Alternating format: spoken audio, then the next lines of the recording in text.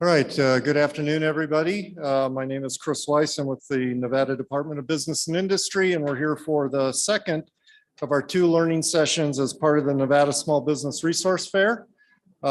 Each learning session is being streamed on YouTube Live by the Las Vegas Clark County Library District and will be available on demand on the Library District's YouTube website. This session is called Behind the Scenes. We're going to hear about ways you can improve and grow your small business operations. And to discuss this topic, we have two people with us today. The first is Mary Arbutina. She's Senior Project Manager at Nevada Industry Excellence. Mary's background includes lean manufacturing, ISO implementation, leading value stream mapping programs, and implementing lean for the office. And the second is Mike Bindrup, who does economic data research at Cooperative Extension. He's also something of a jack of all trades in the small business space, functioning as an entrepreneur for his own business, which offers developer, educator, designer, marketing, and other services and activities. So Mary and Mike, thank you for being with us today, and turn the floor over to you. Thanks. Okay, thank you.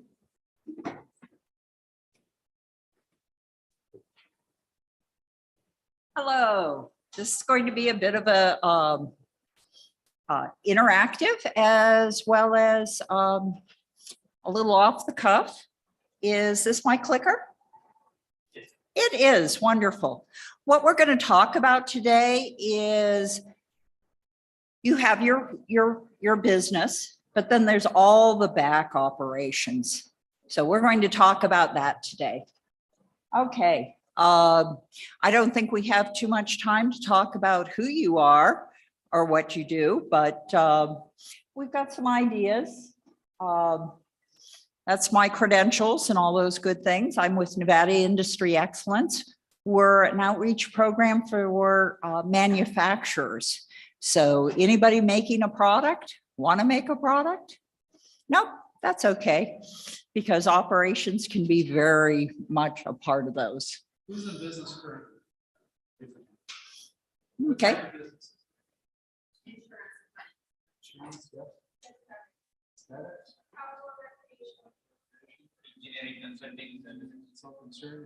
Accounts receivable factoring. I want to meet the people that are in here.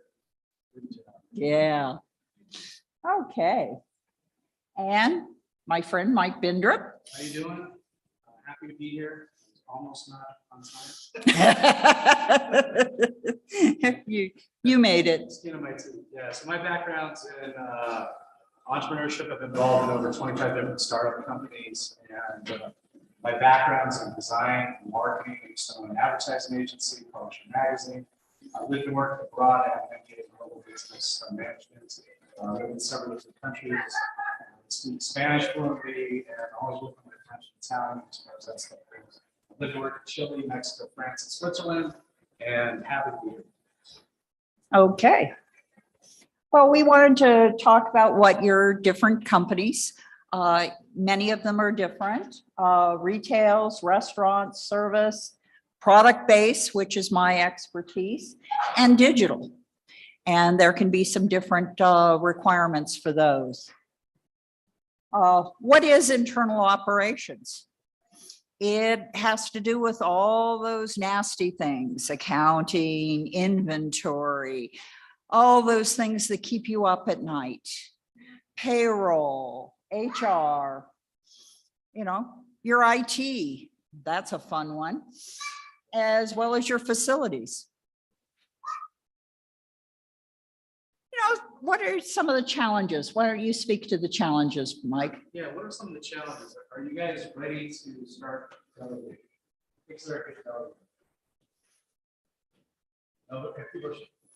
Our engineers tend to do that. Yeah. Engineers tend to do this a little bit better than we do.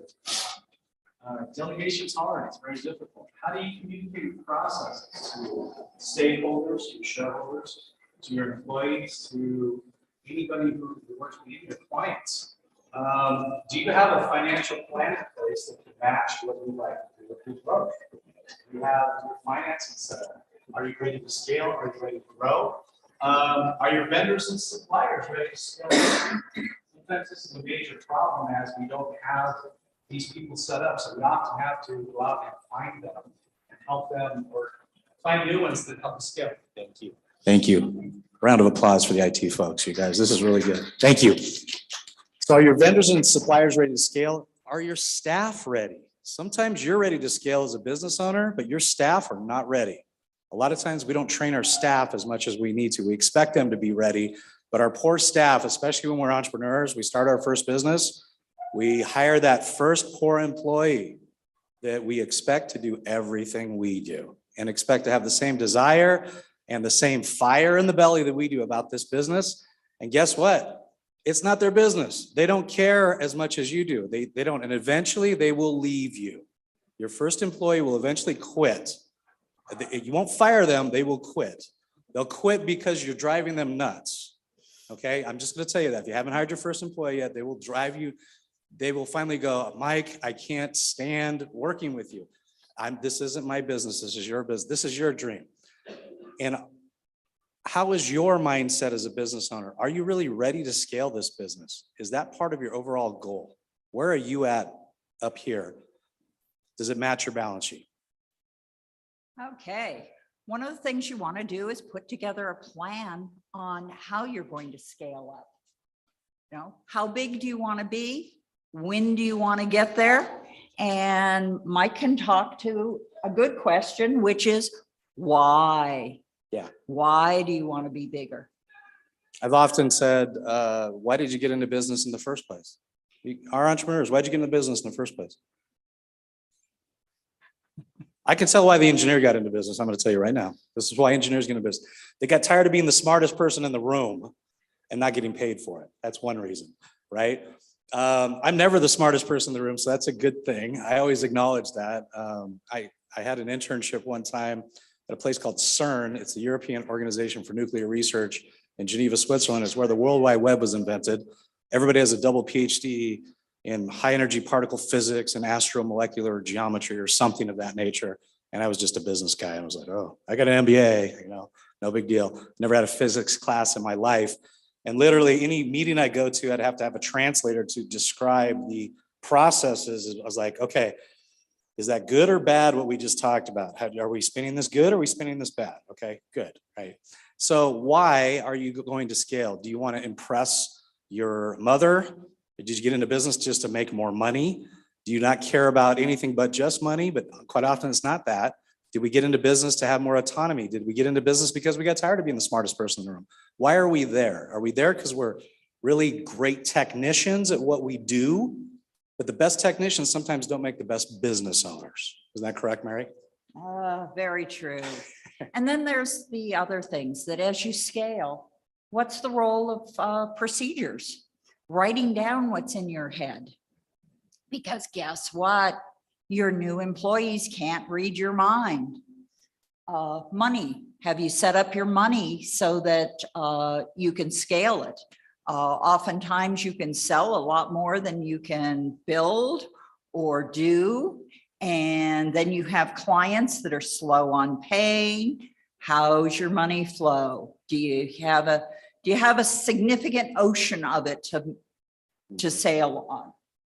And when you get really big, there's a whole boatload of rules that change when you have more than 50 employees. So be aware of that. I have a lot of them. I have a lot of customers that insist they're 49 people.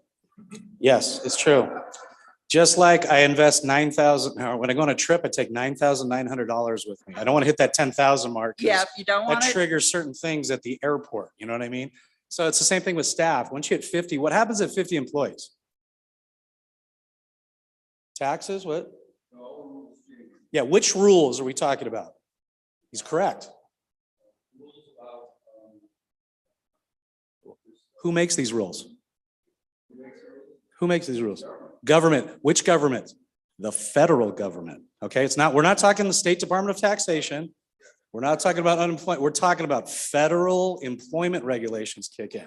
OSHA changes. There's a whole nother change that happens. So if you're like, hey, Mike, I got 55 employees, we're really happy. You're probably not really happy at 55 employees.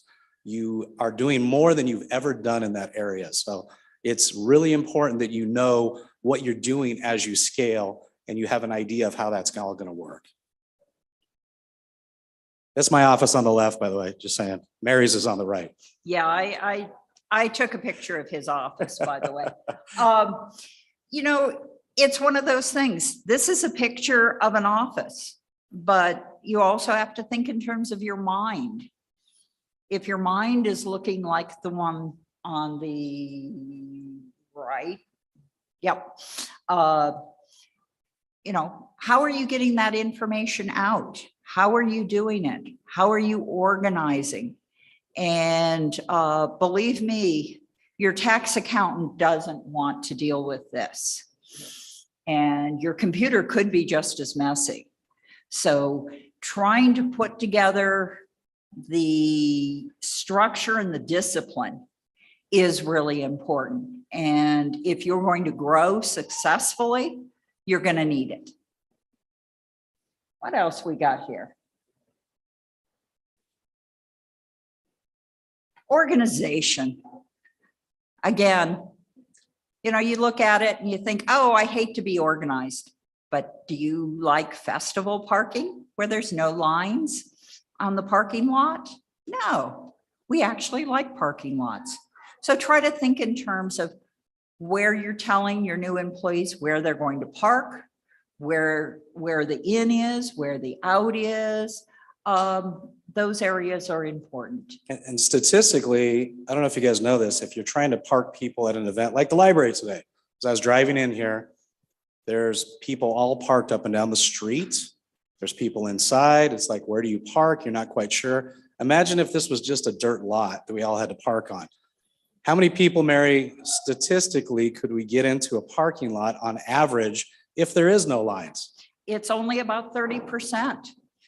Because we don't feel comfortable parking that close to a car without a line saying, this is his side, this is my side. And so it's a huge difference. And you can think of that in terms of money, because if you aren't organized, you may be losing 7 out of every $10 you could be getting. Exactly.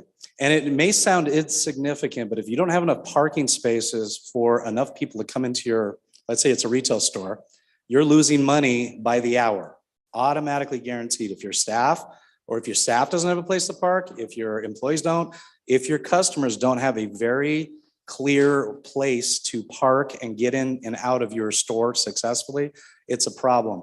When I lived in Guadalajara, Mexico, I used to go grocery shopping at this grocery store. And in Mexico, parking lots are pretty tight. I mean, just normally.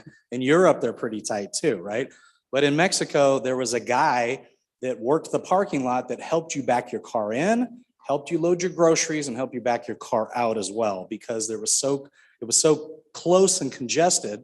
But by doing that, they were able to squeeze more parking spaces in. And thus, the amount of people at the store, as they planned for, could be successfully navigated with the size of the parking space that they had. Nothing is done by accident, okay? Think about the design world. Everything that we see and interact with on a daily basis has been designed for 2 reasons. We have form and we have function. Our engineering folks, it's function, right? It's gotta work. This chair has to be able to have your butt sit in it and not fall down. We love engineers because the building stays standing, the lights stay on, right? Guys like me come in and go, how can we make this prettier? How can we make somebody want to buy this? These are blue. These are blue for a reason, right? Somebody said, hey, let's make them blue with black wire. Why? They probably did focus groups. There's research. There's things that are done like that to ensure that we are delivering a product that somebody actually wants to buy, but it's also won't kill them. Number one, that's a great problem with engineering. We don't want things that kill people. I hate to say that, right? Some products can kill people if there's a problem. We all drive automobiles.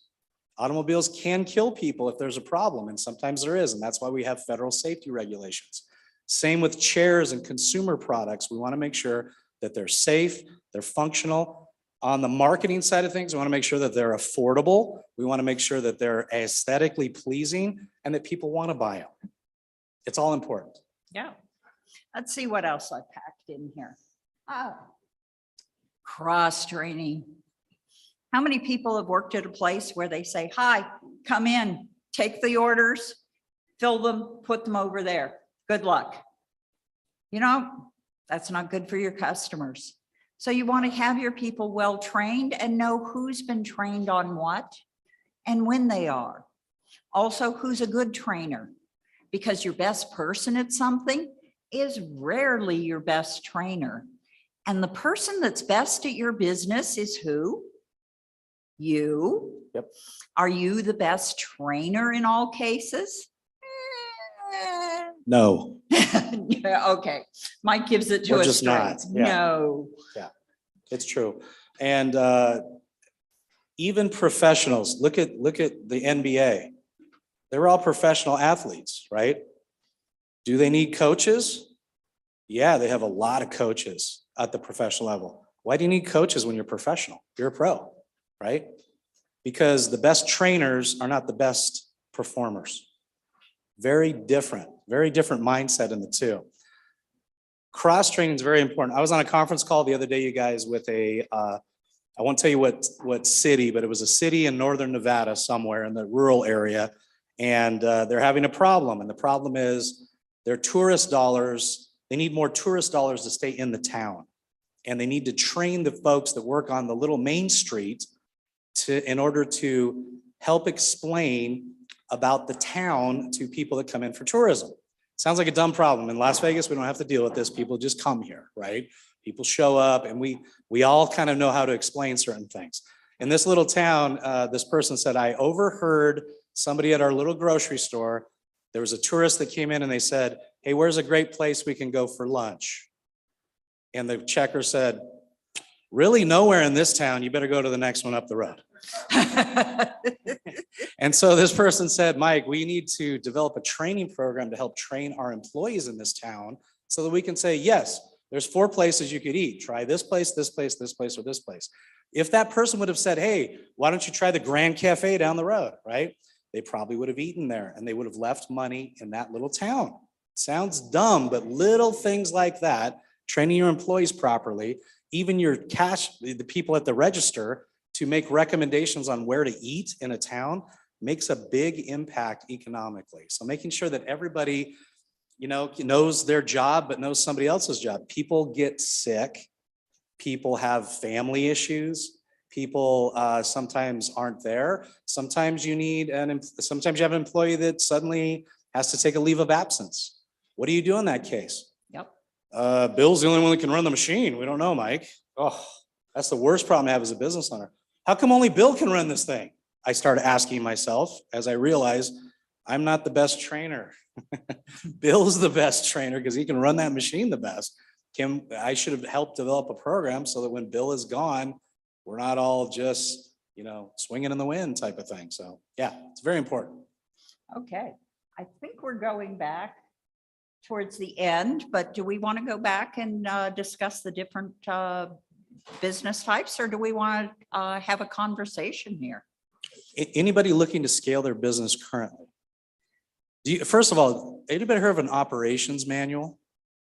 You ever worked at a job where you have like an actual book that's open, you open up and it says, here's the procedure when you come in the morning. Number 1, unlock the door. And you're like, this is the dumbest thing I've ever seen. Of course, we're going to unlock the door, Mike.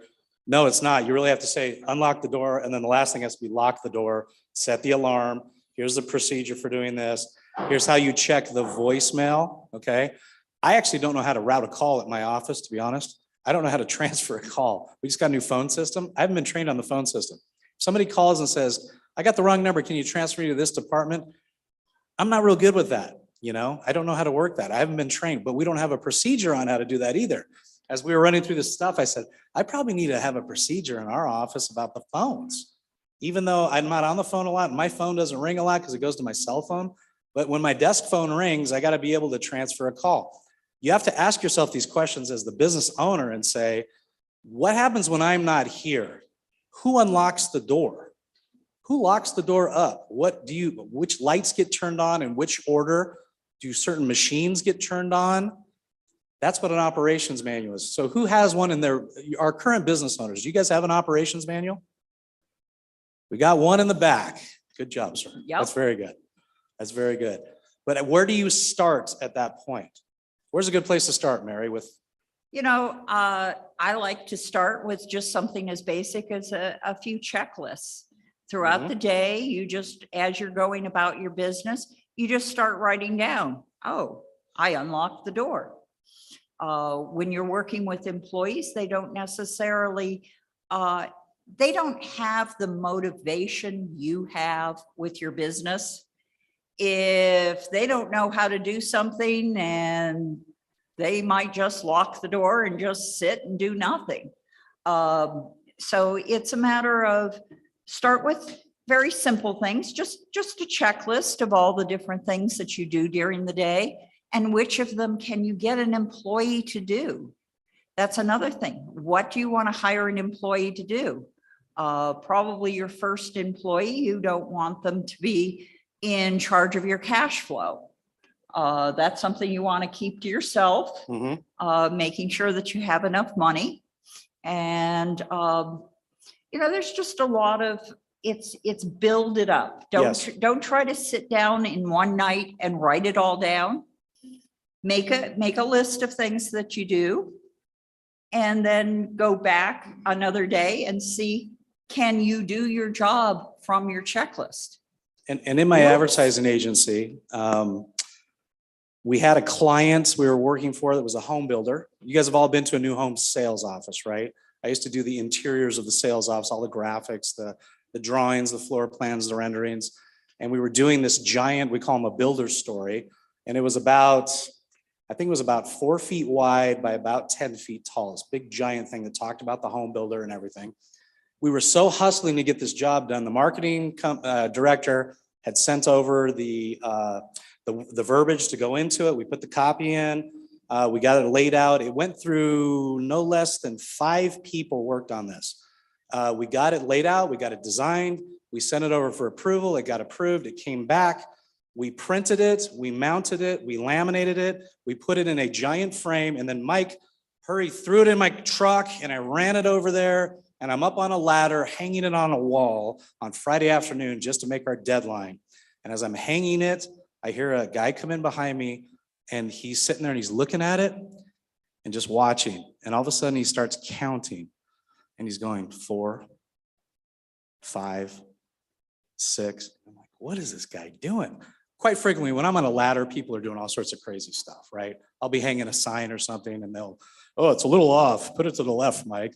There's always somebody who makes comments all the time. So I'm like, why is this guy counting? 7, 8, 9. He gets to 12. I look down at him like, what are you doing? And he's looking at my story. And then I actually turned and looked at what I was actually installing on this wall. Like I said, that had gone through 5 different people's hands. He was counting typos. And I looked at it. For the first time I read it. I've looked at it all day. I never spell checked it. And either did any of my designers, either did their marketing team that created the copy, their marketing director that approved it and sent it to us. My lead designer didn't approve it. My production manager didn't approve it. The guy that laminated it, the guy that printed it, nobody actually read it. So I had to stop and go. So I literally pulled it off the wall. I am so sorry. Took it down, came back to the office, and I don't get upset very often, but I walked in the doors just one of those days, and I threw it. And it landed on the table, and everybody went, whoa. And I said, would somebody please read this? And they went, what? Oh, everybody went, oh my gosh, I can't believe that went out the door. And so did I. I went, I can't believe that went out the door. Staff meeting the next morning, I have a checklist. Guess what's on the checklist? Spell check, top of the list. Have you spell checked this? You would think that was self-evident. We had to really put it in there. Before this goes to the client, I want you to spell check this. I know we're all designers here and we're looking at, my guy is down there with a loop looking at the color and he didn't read it. That's what you got to do. You got to figure out where it breaks down in your process, in your business. Start with those checklists. And that leads to an operations manual. And that means when you hire that employee, that poor first employee we talked about, they're just going to be there and you're going to be going, do this, do this, do this. Wouldn't it be nice if you think about if you're an employee, you take a job, wouldn't it be nice to open up a manual and say, here's what I have to do every day. Here's my responsibilities, right? That's how it works in an organization that's running well. You want to be able to tell your employee, this is your responsibilities, this is this. If you don't do these things, you could be reprimanded and or fired. Here you go. So that led to me establishing a lot of things. I had to develop a production manual, but also like an employee handbook and some things, because my people I sold to, I did business with a lot of the big hotels, and they said, we'd like to see your operations manual. And I was like, ooh, do you have an example of something you'd like to see in there? And they said that one had dress code. I was like, wow, employees must wear clothes. That's how I started. They said shoe policy. I was like, shoe policy, employees have to have shoes. And then I was like, well, they probably should be closed-toed shoes because they could drop something. Then I started thinking, and then my insurance guy came in one day and he goes, Mike, let's talk of steel-toed boots. Let's talk about some liability issues. And then I'm going, I am really bad at this. I need somebody to help me do this because I'm really bad at this, right? So that's how it starts. Yes, I think that it's really important to think forward. Try to shut your eyes and imagine what the place is going to be like on the best day.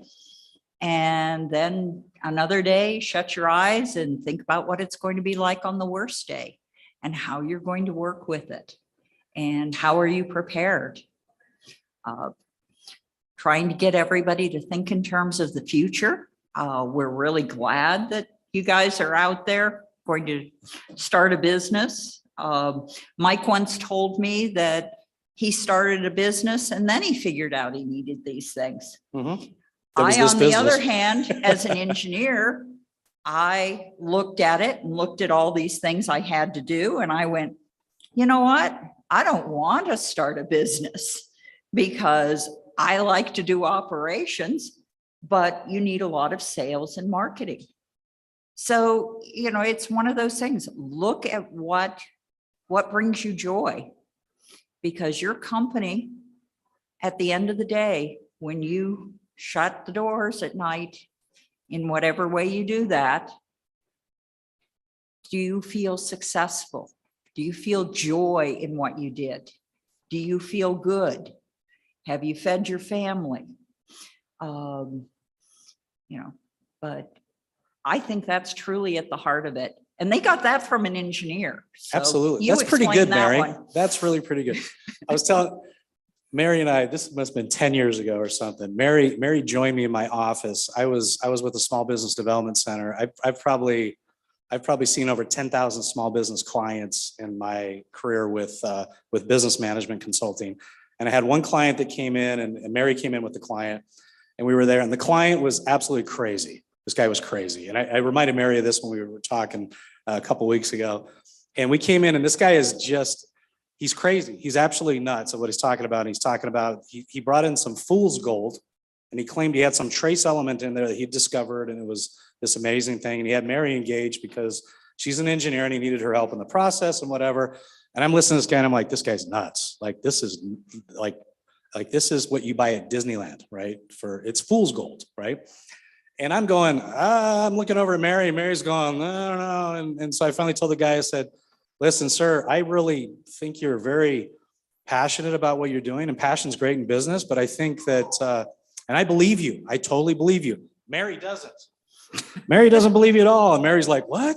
Don't throw me under the bus. And I'm like, no, it was kind of a funny thing, but it happened. So I was going to say, call to action today. Okay. One of the things, there's a book I want you guys to put on your reading list. And if you don't read, get an audiobook. This is really good stuff. The author's name is Michael Garber. Okay. He wrote a book called The E-Myth, the myth of being an entrepreneur. And he talks about 3 different types of people that get into business. One is the technician. It's called The E-Myth by Michael Garber. Yeah, The E-Myth by Michael Garber. 3 types of people that get into business. One is a technician, okay? One's a technician, one's a people person, and one is a managerial type, okay? 3 types of people. Technicians are like graphic designer, technician, florist, technician, chef, technician. You're highly skilled at something you do. The best chefs arguably do not make the best restaurant owners. I'm going to say that one more time. The best chefs do what they do well. They're trained very specifically in what they do. They don't make the best restaurant owners. The best doctors and surgeons do not run the best medical practices. Is that a shock to anybody? Anybody been to the doctor, right? Anybody been to the dentist? Good dentists don't even talk to you until you pay the bill, right? At the beginning. They don't even see you till the money's handled and everything's done. And then in comes the dentist. Hi, Mike, lean back. We're gonna take care of you really good. Why? Because they're a technician. They don't run the office. That's not their job. They can't do that really well. If you're a florist, who says you can own a floral? If you're a great flower designer, can you run a floral company? Maybe not. Best graphic designers do not make the best owners of a company that does that. So that's technicians. Technicians are great doing what they do. They do production. They actually do the thing. People sell stuff. People love going out and selling things. Can they do the production? No. They can't actually produce what they sell. They're used to, think of a car salesperson. They get them signed on the dotted line. Do they do the financing? No, they hand it off to the finance manager. Once they get yes, they're done. Woohoo, high fives, done. Real estate agents, do they do all the paperwork? No, they hand it off to somebody else. Do they get you funded for a mortgage? No, they can't do that. They sell you the house. When you say yes and sign, their job is done. So when those people get into business, they have a hard time because they sell a whole bunch and then they mess up because they can't get the job done. They can't get the work done on the back end. Then we have the managerial types. These are the organized people. Who are our organized people in the room? Okay, she raised her hand right off. She was like, yep, got this all. She got notes down. She got a full page, good. She's printed a map before she came here today. She studied where she's gonna park. That's our organizational people. God bless you. You guys are great. I'm not one of these people. I'm a technician, right? We need people that are organized. Organizational people stay in business longer because they can't do the sales or the production, and they realize this. So what do? They hire the best people to do sales and production. Shocking, right? Sounds like a business manager. That's what they do. They tend to stay in business the longest. So if you can recognize what type of personality you have for business, you can start to see, oh boy, I'm a people person. I can go sell, but boy, I can't produce it on the back end. And forget about accounting. Me as a technician in my design company, what do I revert to when stuff gets stressful? I'm just gonna sit on the computer and design. I just can design this next thing. When can you do accounting? When can accounting be done? Any accounting people in the room? There's our organizational person right there. They do accounting, they do books, they do billings. I've talked to clients of mine and I say, have you got your invoicing done? I'm through February, Mike. I'm like, it's May. What are you doing? Well, I'm designing. No, stop, right? You got to go back and go, hey. And I always tell them, when can you do accounting? And they're like, I said, can you do accounting at 2 a.m. on Sunday morning? Can you work on your accounts receivable at 2 a.m. on Sunday morning? Sure. Can you do billing at 2 a.m. on Sunday morning? Absolutely. When can you do sales? Between what? 9 to 5. I would probably say 10 to 4 because most people you're trying to sell to aren't there, right? So there's a limited time to do sales that you have in your business. So you have to recognize this and say, wait a second, when can you do production? Can you do production at 2 in the morning? Yeah, you can. So for me as a technician, I had to force myself to get out and meet with my customers and potential clients during the day. 10 to 4 needs to be focused on sales. And if you are a technician or you are a managerial type, you need to understand that that's when that has to happen, right? Because as a managerial type, you'll be in the office. You'll be there burning the midnight oil. You're probably opening at 8 a.m. You're closing precisely at 6 p.m. and you get it all done, right? You may not want to get out of the office and leave the office and go do sales, but you need to be able to train your employees to do such. So read that book, The E-Myth by Michael Garber. It's excellent. It'll give you guys a great overview of this. And as our call to action today, I would say take the first step, identify what you need to do to start making like an operations manual. Start making these lists that Yeah. Mary talked about, these checklists, very basic. What do I do every day? What's my job as a business owner? And then you start to see what roles you need to fill. And if you're going to hire somebody, you need to really identify those roles so that you could give them the ammo they need to get their job done right, or else they will leave you. That first employee will bail. I can almost guarantee you. There's nothing worse than a bad boss, right? Then one day you wake up and you're the bad boss. You're like, oh my gosh, I'm the boss that I used to hate, that didn't know what they were doing or didn't tell me. And there we go. Yeah, and now we've got some people. I bet you have some questions. Any questions? What's keeping you up at night? Other than your accounting at 2 a.m. Caffeine. Caffeine. Yes. But it's exciting. And you have to remember that all the big companies out there in the world, they were all started as one or two people. You know, you don't just, you know, Apple started by two guys in a garage. In a garage. Same with Hewlett Packard, HP, two guys in a different garage. Most ad agencies start with a fight between partners, and then there's two ad agencies the next day. That's what usually happens. Oh, yeah. I know two guys had a fight literally in their parking lot, and the next day there's two companies. Yeah. It happens. You know, so it's a matter of knowing where you want to go, where do you get the joy, how do you want to run your company. You know, there's an old joke about a guy who says, you know, everybody here is competent except for the fool. Who's the fool? Him. He's the owner. You know, but we want to have the excitement. But think about all your new products, all your new opportunities that you can provide, and how important they are to your customers. So, And you guys can carve out the life that you want to. We've all worked in capacities, and life's pretty short, you guys. You want to do something you enjoy. Like Mary said, you want to find something that you're passionate about.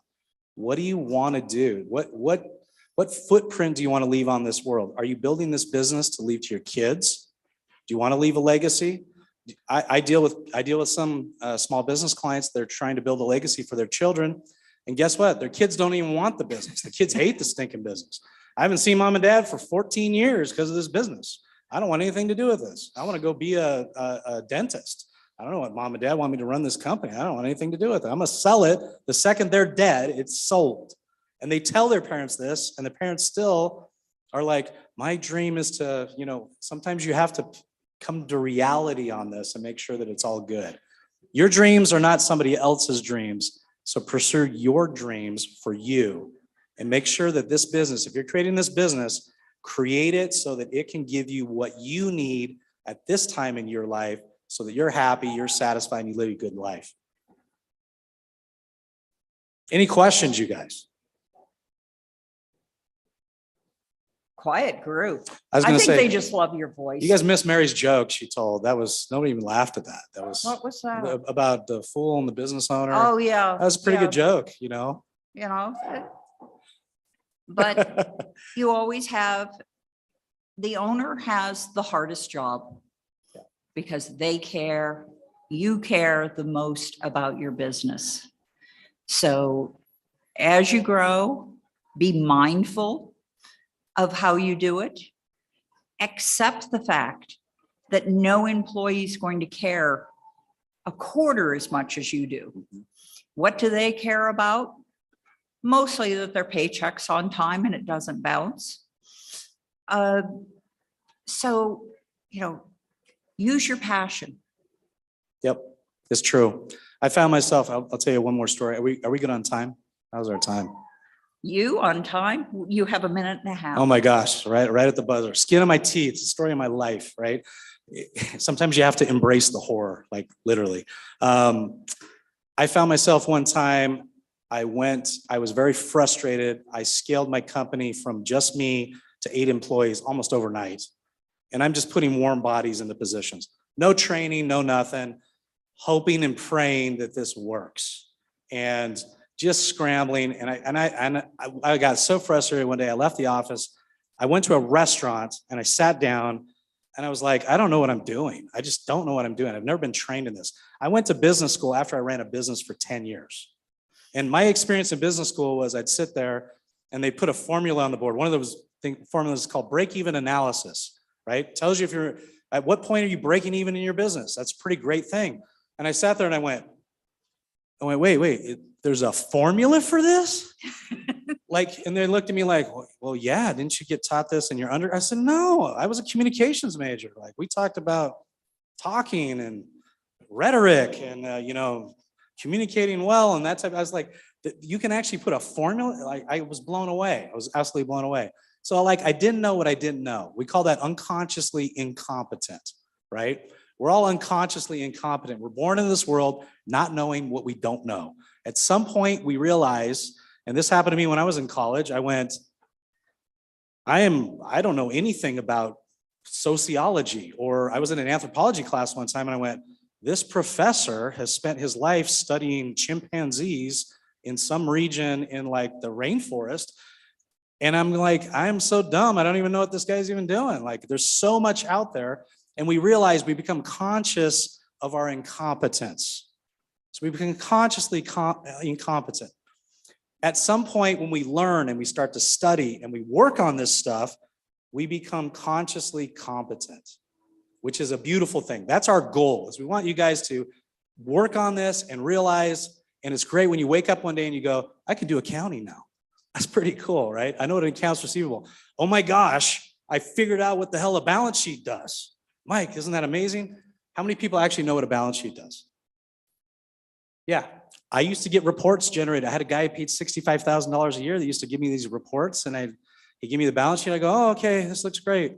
I didn't know how it interacted with my income statement. I had no idea. I learned it in business school, right? Eventually, we'll become unconsciously competent, where we do stuff right because we've already internalized it and we figured it out and we do it.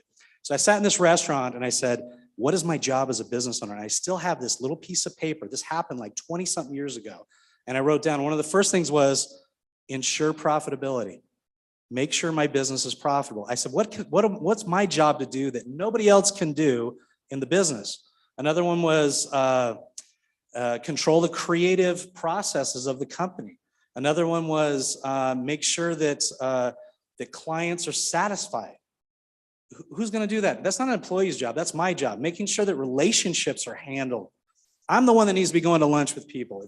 What happens is small business owners start delegating this stuff.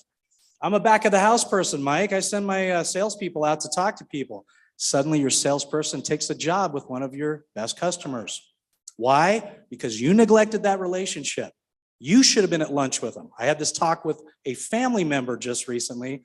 She said, oh my gosh, I don't like technology stuff. So I've been letting my assistant handle the technology. So I just started sending her to the meetings with the client. Well, guess what? The client started inviting just the assistant to the meetings. And I said, boy, sis, you messed up. She said, I know. I didn't realize it. And I said, you just lost a client because of that. Big client too. Not talking little money. This is big time money. And she's smart enough to know she did it wrong. And she knew when it happened, it was wrong. So you really have to do that. So sit down today. If you do anything, write down what's your job in the business. What can only you do as the business owner? That's really important. You can train for everything else, but what can only you do?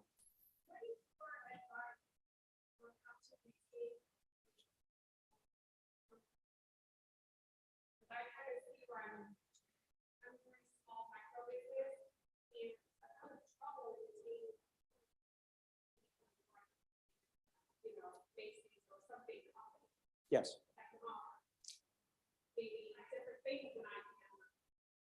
There's been research studies. We always think it's pay. Number one, we go, I can't pay him as much as Macy's or somebody big can pay him. True, employees tend not to stay just for pay. Pay is a part of it, but it's like number 3 on the list. Part of it is work-life balance. You'll hear employees, when they ask them, think about it, who works at a job right now? you have a role at a job, think of what makes that job perfect for you. Why would you stay? Yeah, there's money involved too, but maybe it's, hey, I had a couple of single mothers that worked for me. It was important for them to be able to pick their children up from school. So being able to say, you can take off for a couple hours in the afternoon, get your kids home and settled if you come in a little bit earlier a couple days a week. Being able to work that out was worth more than a pay raise to them. Sometimes it's work-life balance. Sometimes it's benefits. Sometimes it's a fun environment. Sometimes it's controlling your work schedule is really important. COVID showed us, if anything, that we can do most of our jobs at home. Anybody stayed employed during COVID? It was really interesting. Our whole team worked from home for over a year, and we got a lot of stuff done.